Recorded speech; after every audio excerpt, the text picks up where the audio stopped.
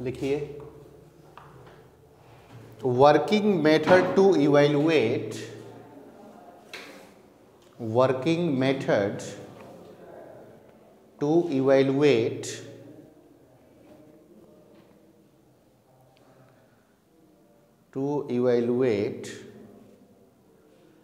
the integral, to evaluate the integral of the form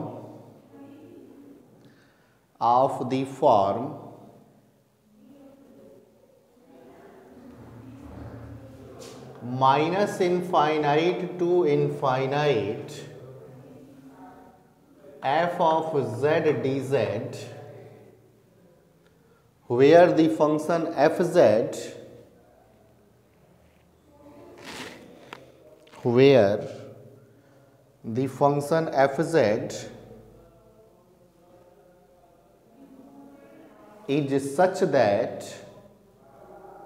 is such that no pole of fz, no pole of fz lies on the real line, lies on the real line, but poles lies in the,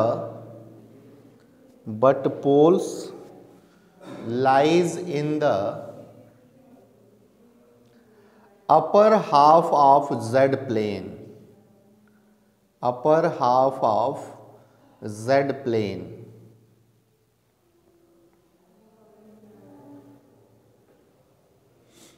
ठीक है, अब देखो, अभी हम जो पढ़ने वाले हैं हम इस टाइप के इंटीग्रल्स को सॉल्व करेंगे। ठीक है, minus infinity to infinity f of z d z, यहाँ पे f of x d x भी लिख करके आ सकता है। तो अगर हम ये एफ ऑफ जेड है तो एक खास बात होगी इसकी कि ये जो फंक्शन एफ जेड होगा, ठीक है, कुछ भी हो सकता है, 1/z हो सकता है, ठीक है, कभी कभी सिर्फ पॉलिनोमियल हो सकता है, एक्सपोनेंशियल e⁻i⁻z टाइप का हो सकता है।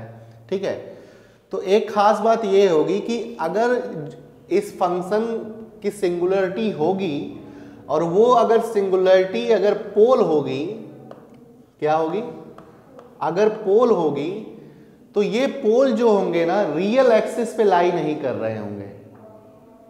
ठीक है, रियल एक्सिस मतलब कि अगर हम कॉम्प्लेक्स प्लेन की अगर हम बात करें तो जो भी पोल होगा एक भी पोल इस रियल एक्सिस पे लाई नहीं करेगा। ठीक है, और दूसरी बात ये कि वो पोल जो होगा हम हमेशा ऐसे पोल्स के बारे में डिस्कस करेंगे जो upper half of the plane में लाई कर रहा हो। This is the lower half of the plane and this is upper half of the plane. Suppose that this is semi circle 0 to π और इस सर्कल का नाम देते हैं gamma. Direction is this. Okay, जैसे मान लो कि हमारे पास फंक्शन है 1/1 + z², तो it can be written as fz is equal to 1/z - iota and z + iota। Pole है कि नहीं इसके पास, सिंपल पोल है। z की वैल्यू क्या आएगी, आयोटा और माइनस आयोटा। आयोटा क्या, आयोटा और माइनस आयोटा कभी इस रियल एक्सिस पे आएंगे नहीं। क्या iota upper half of the plane में लाई कर रहा है और माइनस आयोटा नीचे। इसका मतलब यह है कि माइनस आयोटा के करस्पॉन्डिंग हम रेजिड्यू फाइंड नहीं करेंगे, क्योंकि माइनस आयोटा जो है ये lower half of the plane में लाई कर रहा है। ठीक है, और ये आयोटा जो है ये हमारा upper half of the plane में लाई कर रहा है, इसलिए इस आई के करस्पॉन्डिंग हम रेजिड्यू फाइंड करेंगे। ठीक है, तो कैसे इंटीग्रल्स की डिस्कस करना है हमको, ऐसे फंक्शन होंगे जिनके जो पोल होंगे, अगर सिंगुलर पॉइंट है उसके पास, तो जो पोल होंगे वो रियल एक्सिस पे लाई नहीं कर रहे होंगे, ठीक है। और एक खास बात कि upper half of the plane में लाई करनी चाहिए। तो इस टाइप के इंटीग्रल को कैसे सॉल्व करेंगे, तो सबसे पहला स्टेप नोट करिए,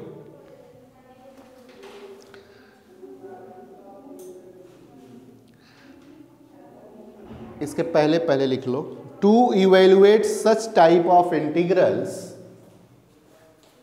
to evaluate such type of integrals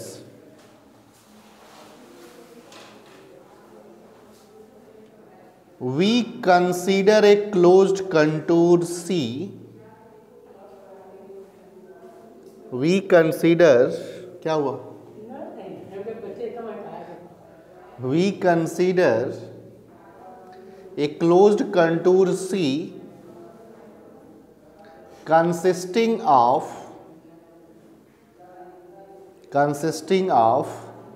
पहला semi circle gamma such that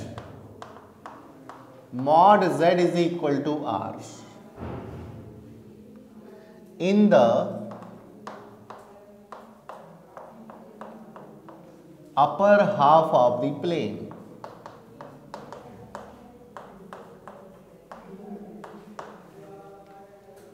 Semi circle gamma such that mod z is equal to r in the upper half of the plane.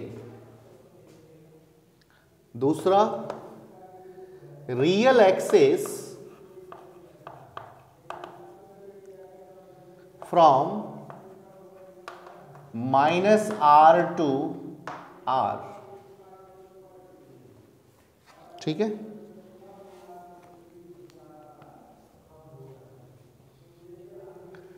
Then we try to prove that integral along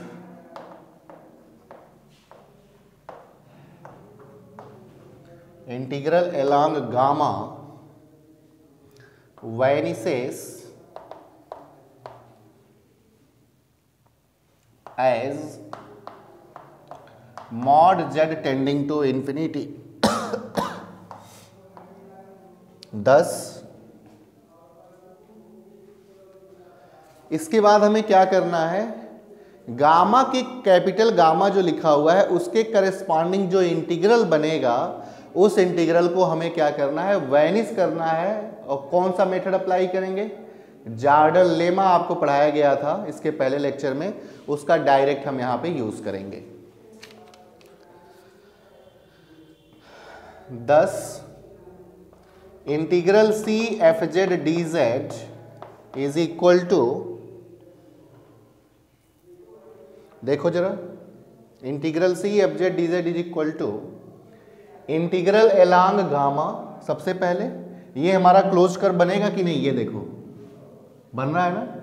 तो integral सबसे पहले minus are से लेकर के, यहां पे आप बना लो इस फिगर को, माइनस आर से लेकर के आर तक। तो integral along minus are to are f of z f of x d x करो, प्लस दूसरा integral along gamma f of z d z, this is real number ना, इसलिए f of x d x plus gamma f of z d z, and this is equal to what is Cauchy residue theorem, integral C f z d z is equal to 2 pi iota are plus होता है। So this is equal to 2 pi iota are plus. अभी question solve करेंगे इस पे।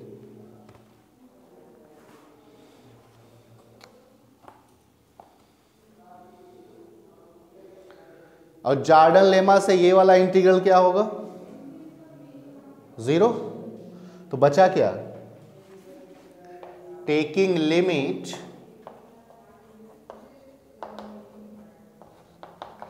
r tending to infinity, we get minus infinity to infinity f of x dx is equal to 2 pi iota r plus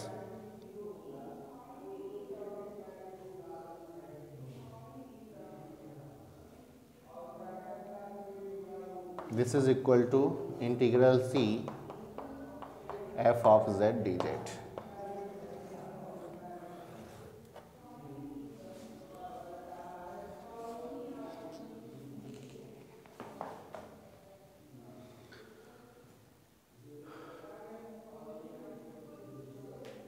हो गया?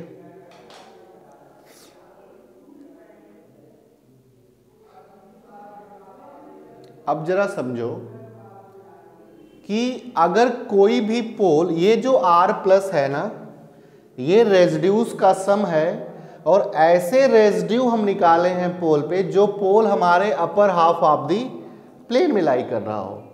Suppose that कि एक भी pole upper half of the plane में lie नहीं कर रहा है, ठीक है, सारे के सारे नीचे लाई कर रहे हैं, तो उस केस में R प्लस क्या होगा?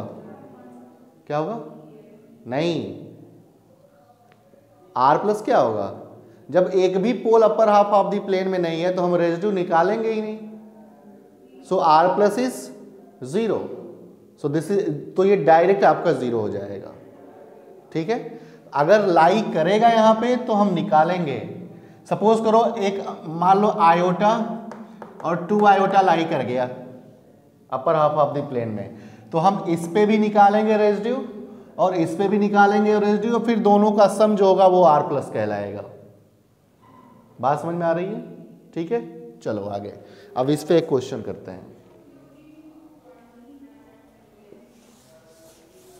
इंपॉर्टेंट क्वेश्चंस हैं ये, सारे पूछे जाते हैं एग्जाम में।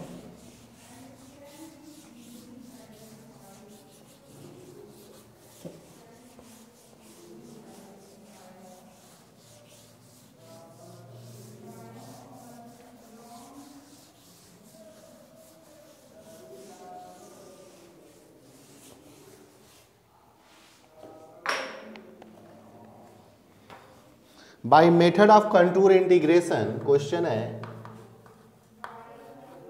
By method of contour integration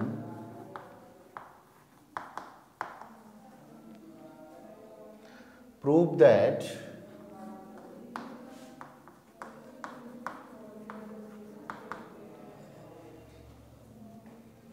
integral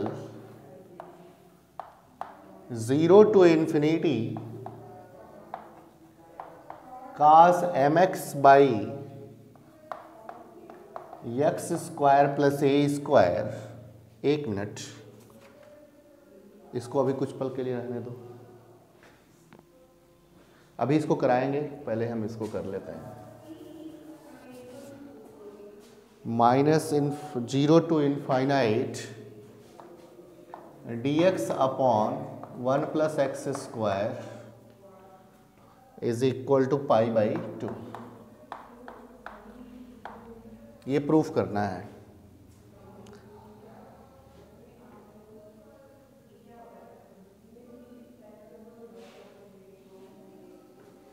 ठीक है, चलो solution.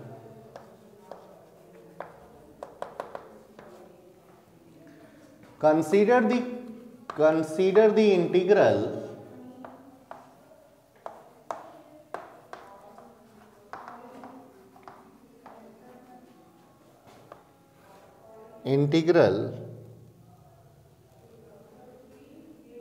c fz dz where fz की वैल्यू क्या होगी? 1 upon 1 plus z square. Okay, round a contour C, round a contour C consisting of large circle, large semicircle gamma of radius capital R along with part of real axis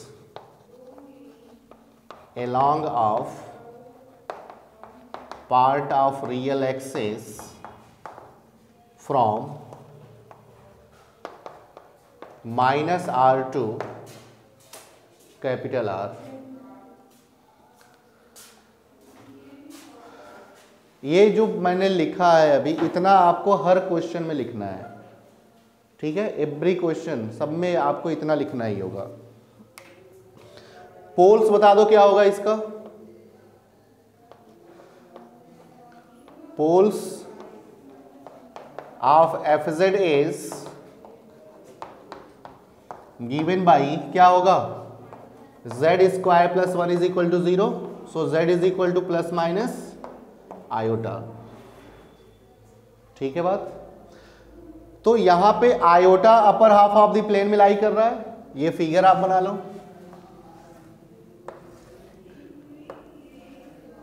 this is minus r, this is r, this is gamma. Minus iota यहां पे है और iota यहां पे है।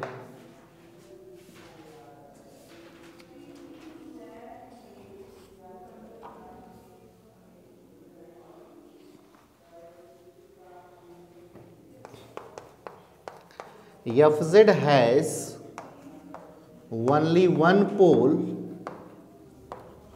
which is lies on the upper half of the plane, upper half of the plane,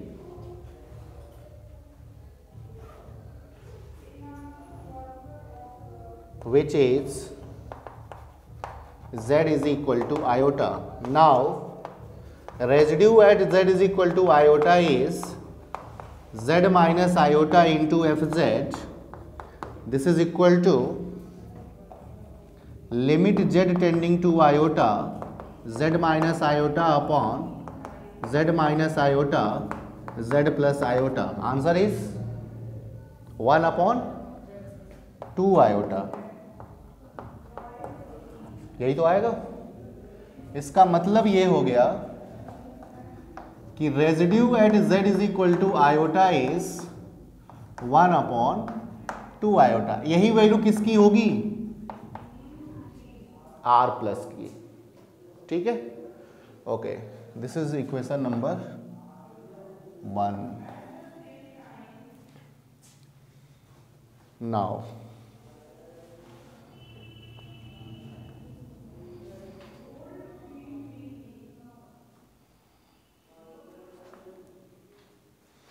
by Cauchy residue theorem,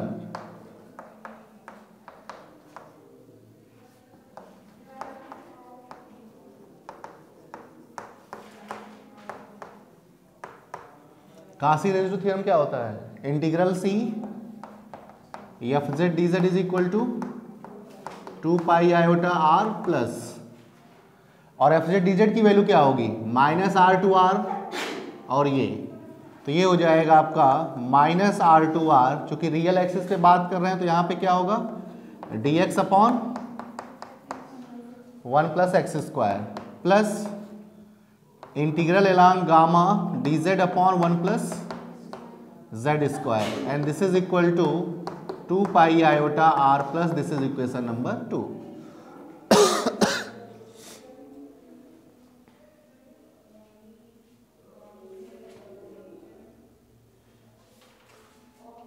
इन सारे question में सिर्फ आपको एक जगह प्रॉब्लम होगी, और वो होगी इस गामा को जीरो करने में। गामा के अकॉर्डिंग जो इंटीग्रल है, जैसे ही ये जीरो हुआ आंसर आपके पास है। कैसे, ये देखो, suppose this is zero, okay, R plus की वैल्यू 1/2i, तो 2i कैंसिल, तो यहां पे क्या बचा पाई, नीचे 2 आ जाए तो काम खत्म, नीचे 2 हो जाए तो प्रूफ हो जाएगा ना। इसका मतलब लिमिट ले लो आर टेंडिंग टू इन्फिनिटी, तो minus infinity to infinity, integral की प्रॉपर्टी लगाओ 2 0 टू इन्फिनिटी, हो गया, खत्म हो गया कहानी, ठीक है ना। तो इसको जीरो कैसे करेंगे, इसके लिए मैंने आपको पिछले टर्म पे जॉर्डन लेमा बताया था और 2 थ्योरम बताया था, 2 statement, iota something beta minus alpha into some constant के, ठीक है, तो उसका हम यूज करेंगे। Now limit mod z tending to infinity z f z की वैल्यू बता दो जरा क्या आएगी।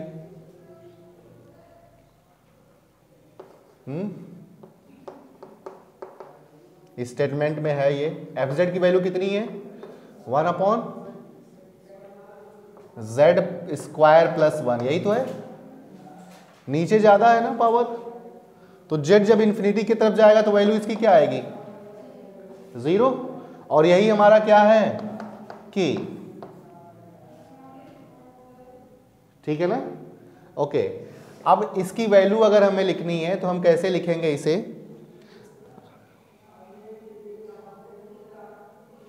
लिमिट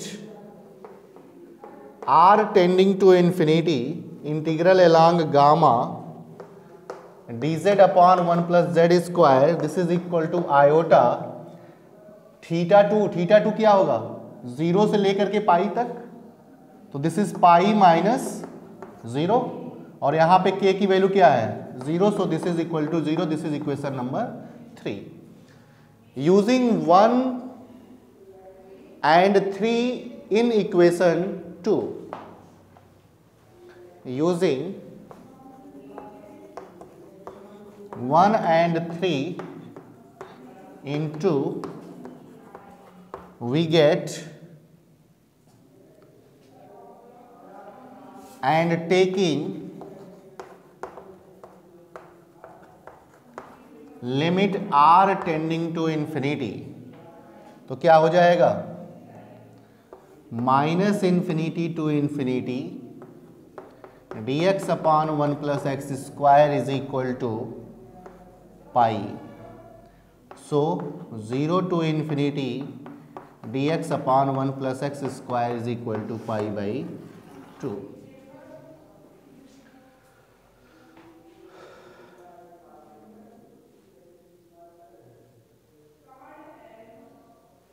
समझ में आया, सिर्फ प्रॉब्लम आपको वहां पे होगी गामा वाले में, बाकी कहीं कोई दिक्कत नहीं होगी।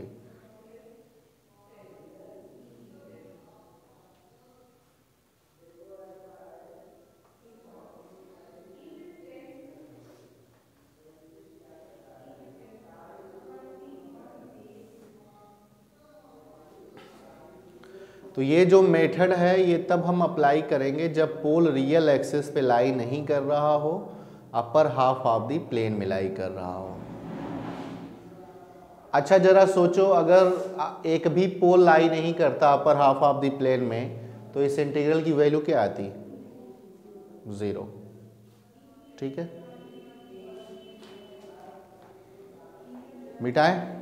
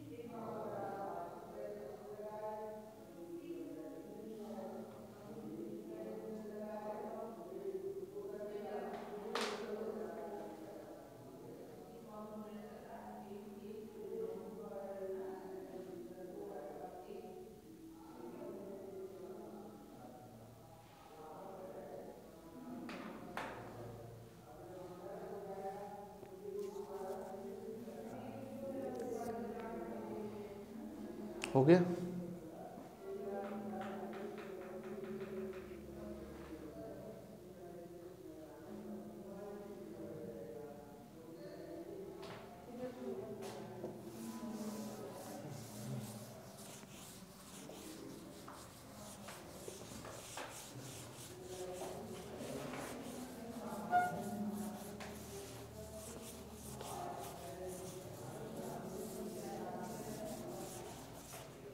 अब ऐसे ये क्वेश्चन जो मैं अभी लिख रहा था वो ये क्वेश्चन था पहला,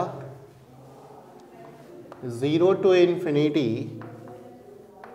cos mx upon x square plus a square d x is equal to pi e के power minus m a upon 2a, m और a जो है ये ग्रेटर देन 0 है। दूसरा, minus infinity to infinity sine m x upon x square plus a square d x is equal to 0।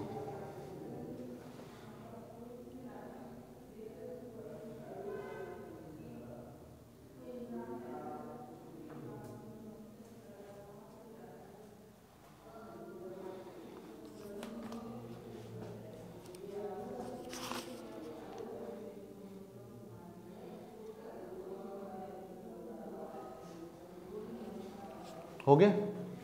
जरा देखो कितना आसान है, समझो जरा, एक लिखना बंद करो बिल्कुल भी। हमारे पास जो फंक्शन है, जब भी कास और साइन आपको दिख जाए तो उस केस में जो इंटीग्रल सी एफ जेड डी जेड हम कंसीडर करेंगे वो कुछ इस टाइप का होगा, integral c e to the power i m z upon z square plus a square into d z. हाँ, जब भी कास और साइन आएगा उस केस में सिर्फ कास हो तब भी, सिर्फ साइन हो तब भी, दोनों हो तब भी ई के power i m z upon नीचे का Z square plus a square d Z ऐसे ही रहेगा। ऐसा क्यों? इसके बाद में जब हम लास्ट में जा करके क्या करेंगे, बाई आइलर थ्योरम से कास m x plus i sine m x लिख सकते हैं और रियल और इमेजिनरी पार्ट को इक्वेट करा देंगे। ठीक है, ओके। तो ये बताओ यहां पे अगर हम देखें तो पोल क्या होगा, z square plus a square is equal to 0। तो this implies that z is equal to plus minus iota a. तो माइनस आयोटा ए तो हमारा lower half of the plane में लाई करेगा। हमारे पास दो पोल मिल रहा है, एक आयोटा ए और एक माइनस आयोटा ए। तो इसको तो कंसीडर ही नहीं करेंगे क्योंकि हम ऐसे इंटीग्रल का डिस्कस कर रहे हैं जिसके लिए जो पोल हो upper half of the plane में लाई कर रहा हो और रियल एक्सिस पे लाई ना करें। तो माइनस आयोटा ए नीचे लाई कर रहा है, इसलिए इसको क्या करेंगे, 0, खत्म। सिर्फ इसके करेस्पॉन्डिंग क्या फाइंड करेंगे, रेजिड्यू। सिंपल पोल है तो residue at z is equal to iota a is equal to limit z tending to iota a z minus iota a upon z minus iota a z plus iota a लिख सकते हैं क्या? ठीक है, ये cancel तो आया कितना, 1 upon 2 iota a. This is your residue at z is equal to iota a. ठीक है, और कासी रेजिड्यू थ्योरम क्या कहता है, integral C f z d z is equal to 2 pi iota are plus. ठीक है,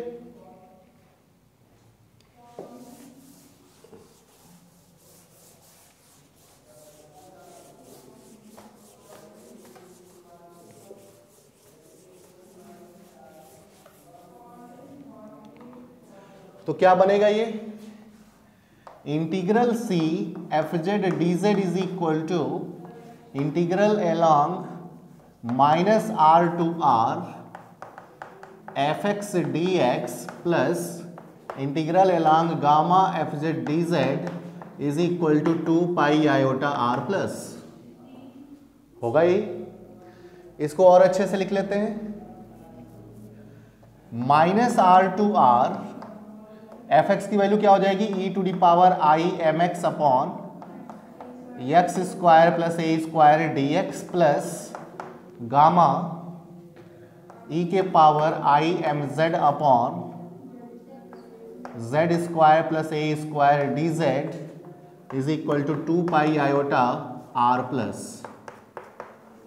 कोई दिक्कत? This is 1। अब सुनो, अब हमें क्या करना है, इसे 0 करना है। जॉर्डन लेमा का हम यूज कब करेंगे, जब यहां पे एक्सपोनेंशियल के फॉर्म में बने। ठीक है, तो जरा ये बता दो, limit z mod z tending to infinity z f z की वैल्यू क्या आएगी, बोलो, ई के power i m z upon z square plus a square, इसकी वैल्यू बताओ जरा।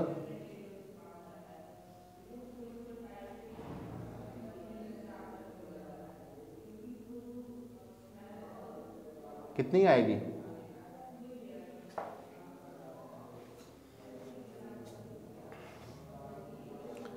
एक मिनट जरा कॉपी देना जरा, लास्ट में मैंने जो लिखवाया था जॉर्डन लेमा, यही तो है, हाँ, ई के पावर आयोटा एम जेड था ना, कहाँ लिखी नहीं हो गया, अच्छा तुम लिखी ही नहीं हो लग रहा है। ई के power iota m z f z d z था ना, इसलिए यहां पे ई के पावर आयोटा एम जेड नहीं आएगा, ठीक है। इसकी वैल्यू क्या आएगी, अब डिनोमिनेटर ज्यादा है सो इसकी वैल्यू 0। इसका मतलब कि इस केस में जो बना आपका वो क्या बना, limit are tending to infinity integral along gamma e to the power I m z z upon e to the power iota m z upon z square plus a square dz is equal to 0। This is equation number 3। Jordan lemma का use हम तब करने वाले हैं जब आपका यहाँ पे इंटीग्रल में कोसाइन हो या साइन हो, ठीक है, तब हम जॉर्डन लेमा का यूज करेंगे, क्योंकि इसे ही हम एक्सपोनेंशियल के फॉर्म में कन्वर्ट कर पाएंगे, अदरवाइज नहीं कर सकते, ठीक है। तो इसकी वैल्यू क्या आ गई, 0। इसका मतलब ये हो गया आर को जब इन्फिनिटी की तरफ अप्रोच कराएंगे तो इसकी वैल्यू क्या होगी, लिमिट अगर ले लें तो माइनस इन्फिनिटी से लेकर के इन्फिनिटी तक, और ये हो गया e to the power i m x upon, लिखना मत, x square plus a square into d x is equal to 2 pi iota into 1 upon 2 iota a. तो यहां पे कितना आ गया, एक मिनट, कुछ गलती हुई है क्या, कुछ गलती हुई है ना, तुम लोग देखोगे ही नहीं, क्यों, यहां पे e के पावर आई एम जेड भी तो है, क्यों,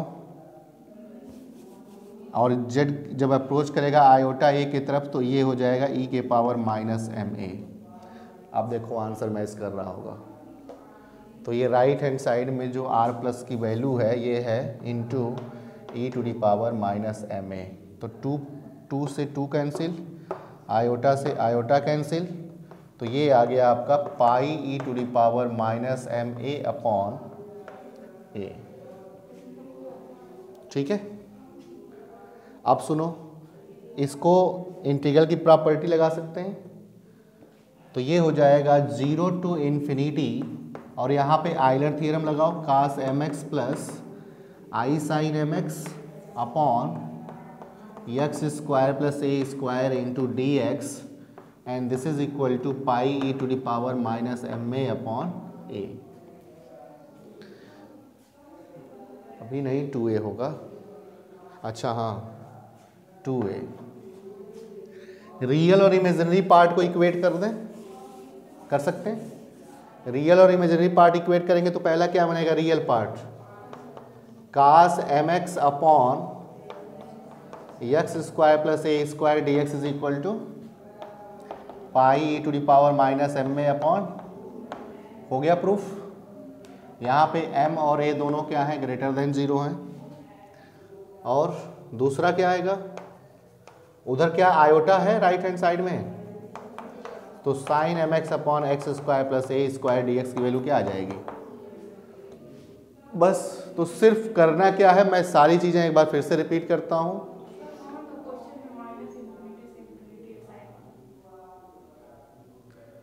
तो क्या दिक्कत है, कर लो, हम नहीं 2 लगाएंगे और क्या।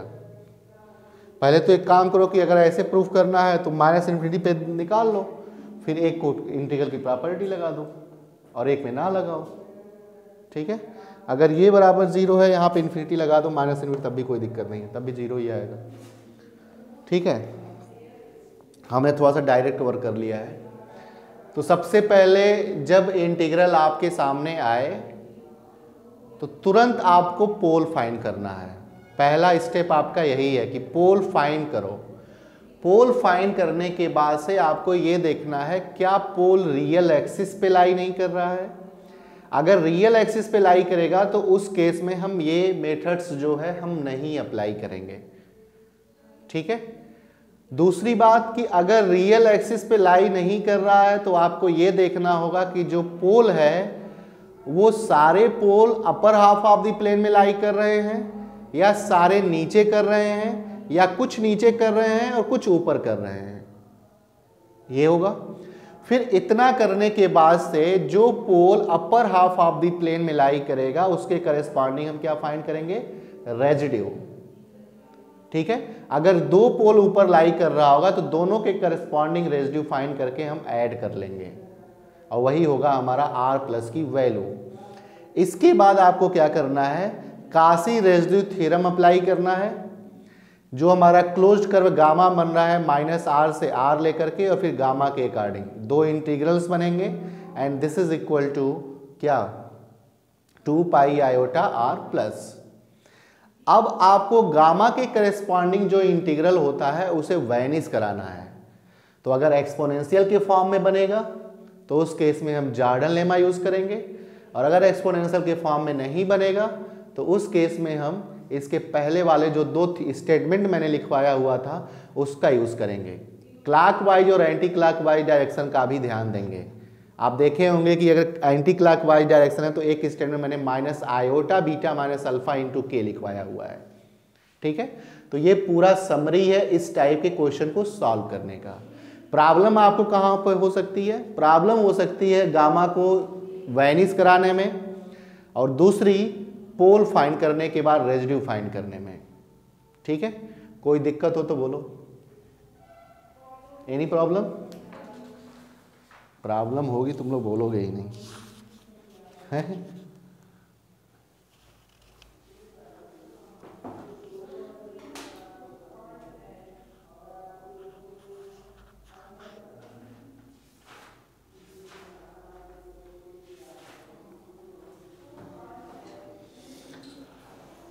अच्छा, यही क्वेश्चन अगर आपके एग्जाम में ऐसे पूछ लिया जाए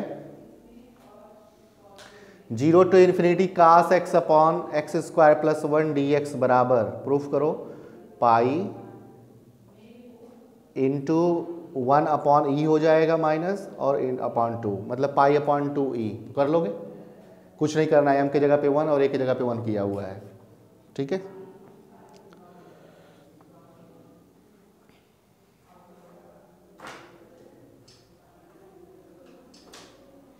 एक क्वेश्चन मैं आपको और बता दूं, देखो मेथड्स आपको याद करने हैं कि कैसे करना है। रियल एक्सिस वाली बात मैं आपको बाद में बताऊंगा कि अगले लेक्चर में कि रियल एक्सिस पे अगर लाई कर रहा होगा तो उस केस में हम क्या करेंगे।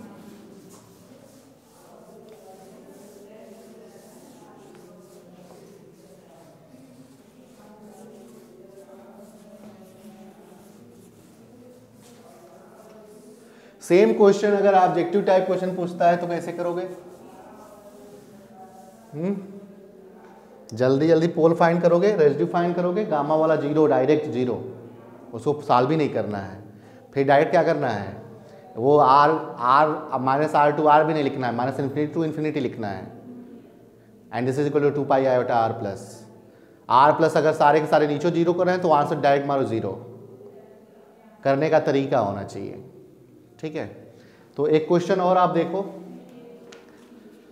प्रूफ करना है अगर a 0 से बड़ा है और m भी 0 से बड़ा है तो हमें यह प्रूफ करना है 0 से infinity cos mx upon x square plus a square का होल स्क्वायर इंटू dx बराबर pi upon 4a cube 1 plus m a e to the power minus m ए।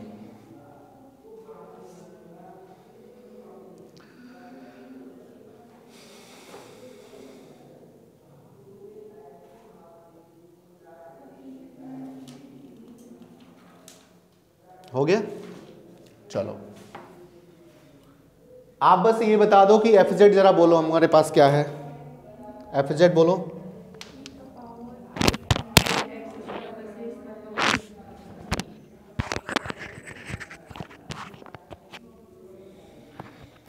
हाँ, f z is equal to क्या है? E के power i m z upon, ठीक है, पोल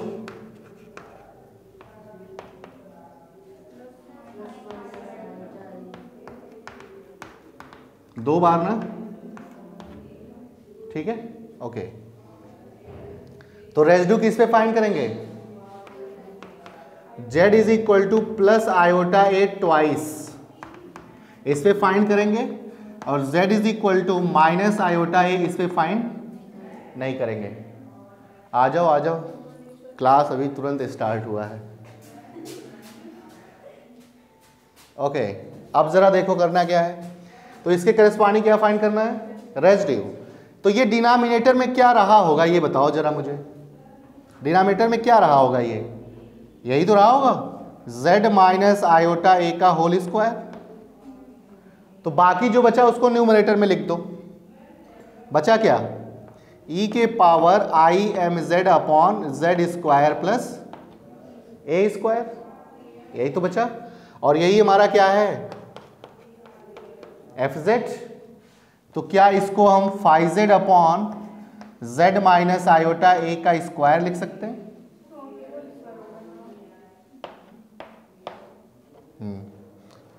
हाँ ठीक है, ओके, ये लिख सकते हैं ऐसा।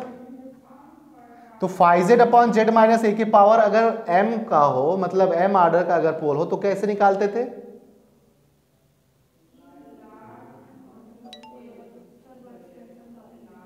याद ही नहीं है, बताओ कैसे काम चलेगा?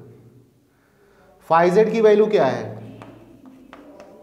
इसीलिए कह रहे हैं यहीं पे प्रॉब्लम होगा। जब तुम लोग याद ही नहीं करोगे तो यही दिक्कत है ना। ये हो गया, इसको एक बार डिफरेंशिएट करो। तो फाइ डैश जेड क्या आएगा?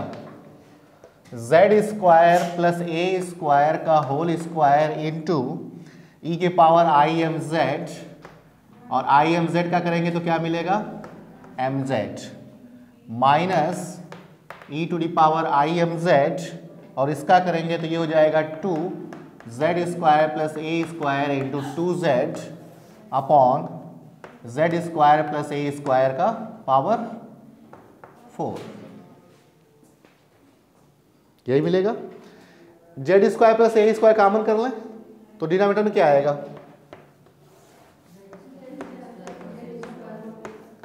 क्यूब। तो यहां पे बचा क्या, जरा ये बोल दो।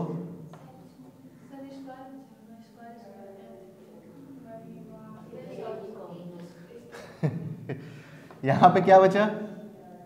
M z z square plus a square, e के पावर आई एम जेड को बाहर कर लेंगे अभी, और यहां पे क्या बचा? माइनस 4z, ठीक है। और बाहर क्या है? ई के पावर आई एम जेड। कुछ और भी कॉमन हो रहा है?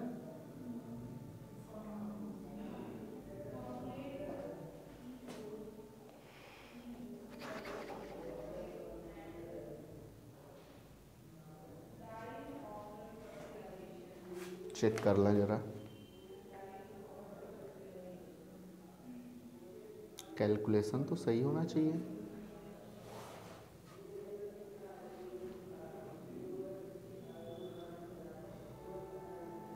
अरे हाँ,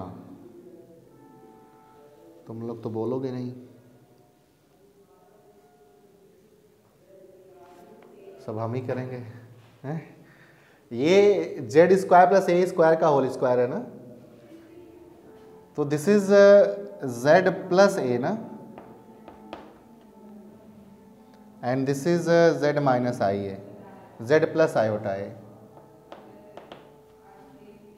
यहाँ पे ये नहीं है, z प्लस आयोटा ए।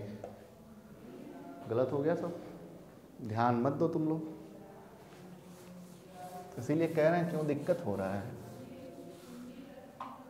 तो इसको डिफ्रेंशिएट करो जरा, फाइव डैश जेड क्या आ जाएगा,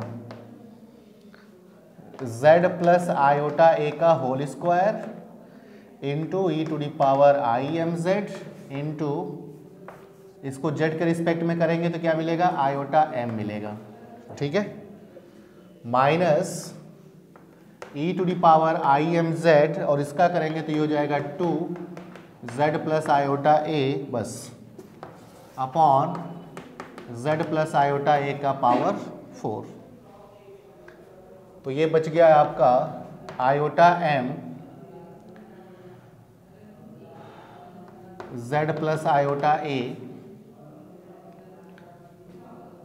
minus 2z plus iota a, और बाहर क्या है, e to the power iota, and this is equal to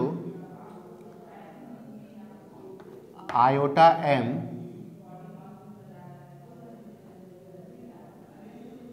minus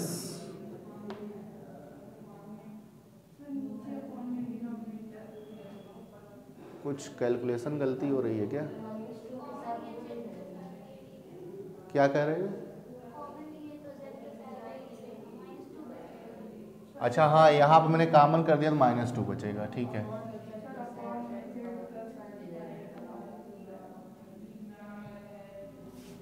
upon में बचेगा z प्लस आयोटा ए का क्यूब। ओके, तो आप ये बता दो, ये फाइव डैश z है, हमें वैल्यू चाहिए फाइव डैश किस पॉइंट पे, आयोटा ए पे, तो z की जगह पे आयोटा ए रखो, तो यहाँ पे कितना आएगा, ये हो जाएगा 2 आयोटा ए, और आयोटा आयोटा माइनस, तो फिर हुआ क्या, माइनस एम ए, और -2 यहाँ पे, ओके, -2 एम ए -2, और यहाँ पे क्या हो जाएगा, e to the power minus m a, और यहाँ पे कितना आ जाएगा, 2 आयोटा ए का क्यूब, तो ये हो जाएगा 8 iota cube is minus iota, और फिर ए का क्यूब, सिंप्लीफाई कर लो, 2 से 2 कैंसिल, तो ये हो गया minus e to the power minus m a, ठीक है, और यहाँ पे बच गया आपका एम ए प्लस 1, और नीचे कितना आ गया, ये देखो, ये माइनस और ये माइनस कैंसिल, 4 आयोटा ए क्यूब, ठीक है, और ये कैंसिल, ठीक है। अब एक काम करो, इस आयोटा को भी ऊपर ले जाओ, तो क्या करेंगे, माइनस, ऊपर 1 है तो माइनस आयोटा स्क्वायर लिख सकते हैं, तो अगर इसे मैं हटाऊं तो यहाँ पे माइनस आयोटा कर दें, ठीक है, ओके। तो ये हो गया हमारा 5 डैश आयोटा ए। तो रेजिड्यू जब हम निकालेंगे, residue at z is equal to iota a is क्या हो जाएगा, 5 डैश ए अपॉन फैक्टोरियल 1, तो ये हो जाएगा आपका minus iota e to the power minus m a plus 1 upon 4a cube. ये हो गया, इतना ही आया ना, हाँ ठीक है, आयोटा नीचे रखा हुआ है ये। अब सुनो, तो ये तो हमने रेजिड्यू फाइंड कर लिया, अब क्या फाइंड करना है, गामा को 0 करना है। यहाँ पे एक्सपोनेंशियल है कि नहीं है, तो e के पावर आई एम जेड, और ये डिनोमिनेटर z स्क्वायर, तो एफ जेड यहाँ पे क्या बनेगा, सिर्फ f z, gamma Jordan lemma के लिए 1/z square plus a square का whole square, so z tending to infinity के लिए value is 0, so integral is 0। Direct कर सकते हो, प्रॉब्लम सिर्फ यहाँ पे होगी आपको। ठीक है, कोई दिक्कत? अगर कोई चीज़ समझ में ना आई हो तो बोलो। फार्मूला तुम लोग याद किया करो कि कौन सा कब यूज़ करेंगे, बंद कर देना उसको।